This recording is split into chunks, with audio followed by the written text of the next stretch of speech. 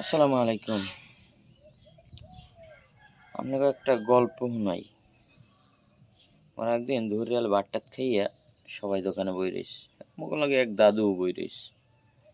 দাদু কইলে কি নাতি তোমরা যেহেতু বই রইছ আমার লাগে একটা গল্প শুনাই কও। গপ্প শুনাই। আমরা কইলাম দাদু তাই শুনান গপ্প, আপনি যদি শুনে চাইতেছেন বুড়ো মানুষ। দাদু কয় পুরান চাউল আর মেন্য ভর্তার গপ্প। আমরা কই এটা কেমন কথা? কয় শোনো নাতি ভালোই লাগবে। আমরা কইলাম তাহলে কন, যেহেতু ভালো লাগবে একটু শুনি। কইলে এক রাজার পোলা, হ্যাঁ বিয়ে হচ্ছে নতুন, বিয়ে তো সবাই করে। বিয়ে হওয়ার পর এখন সবাই যেরমের নতুন বিয়ে হলে শ্বশুর বাড়ি বেড়াত যায়, মানে হুর বাড়ি বেড়াত যায়, এও এরমের বেড়াত যাইতেছে। যাওয়ার আগে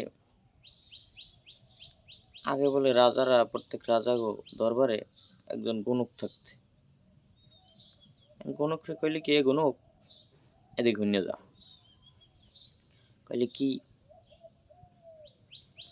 কয় তুই একটু আজকে গুন্নে দেখতি, মুই তো হুর বাড়ি যাইতেছি, মোর একটু ভাগ্যটা একটু গুন্নে দেখ, মুই আজকে কি খাম। এখন গণক গুন্নে মুন্নে কয় কি, কয় আপনি ভাত খাইবেন পুরান চালের ভাত আর মেন্ন ভর্তা। এখন এই যে হুন্নিয়া রাজার পোলায় তো কয়, এবারে তুই কি কিছু খাও? তোর মাথা মাথা ঠিক আছে না, তুই পাগল হয়ে গেছে? এখন কয় আবার ভালো করে গুনিয়ে দেখ। এখন গণক আবার ভালো করে গুনিয়ে দেখছে। কয় না, আপনি ভাত খাইবেন পুরান চালের ভাত আর মেন্ন ভাত। এই কথা শুনে রাজার পোলায় গণকরে জনমের ওসান উসাইয়ে মানে জনমের পিঠেন পিটাইয়ে রাজার বাড়িতে বাইর করে দিচ্ছে। বাইর করে দিয়ে চিন্তা করছে তাহলে এখন যাই। সে কি করলো, সে রওনা দিল হইলো যাইয়া শ্বশুর বাড়ি যাইবে। এখন এক রাজার বাড়ি যাইবে মানে শ্বশুর বাড়ি যাইবে, বহুত কিছু কিনিয়া মিনিয়া হেয়ে ফের লইয়া গেছে হরবাড়ি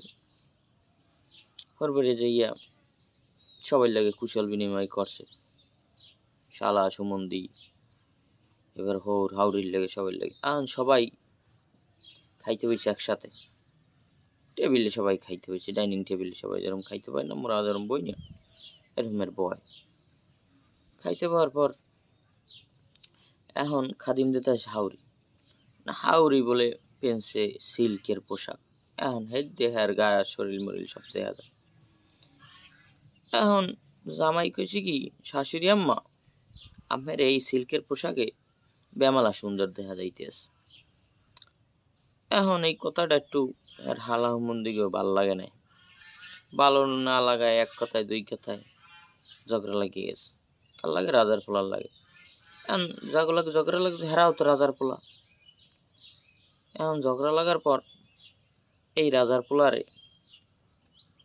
ওই রাজার পোলারা জনমের ওসান উসাইছে, জনমের পিডেন পিডেইছে, খাওন টাউন তো দেয়ই নেই, একসের পিডেন পিডেইছে, পিডেই হেলাইছে খালে। এখন মানে পিডেন মিডেন খাইয়ে লাফাইয়ে খালে পড়ছে, খাল দিয়ে এখন ভাসিয়ে যাইতেছে। এখন বেড়া মনে মনে কয় রাজার পোলা, আইলাম হরবরি, এখন এই যে পিডেন খাইয়ে এখন খাল দিয়ে ভাসিয়ে যাইতেছি। এখন ভাসতে ভাসতে বেড়ার তো লাগবে খিদে, বাড়ির দেও কিছু খাইয়ে না, হরবরি আইছে নতুন, ভালো মন্দ খাই বেশ, অনেক খাওয়ান হাজার নিয়ে আনলে ডাইনিং টেবিলের উপরে, কিন্তু কি হইবে খাইতে না, খাইছে পিডেন। এখন হাইয়ের পর বাসিয়ে যাইতেছে।